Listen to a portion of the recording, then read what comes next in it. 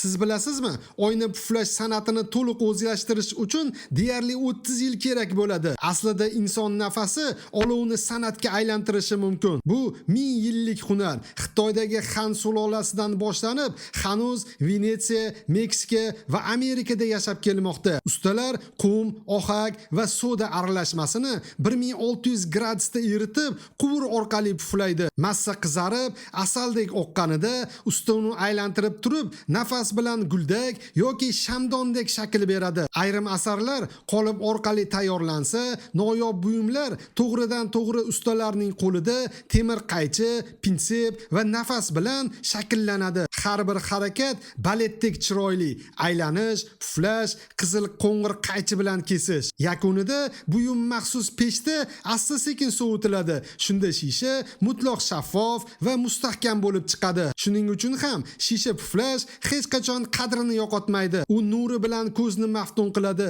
va har bir asar ortida o'sha 30 yillik mahorat turibdi. Endi savol, agar sizga imkoniyat berilganida shisha puflab qaysi buyumni yasashni xohlagan bo'lardingiz? Fikringizni kommentariyada yozib qoldiring.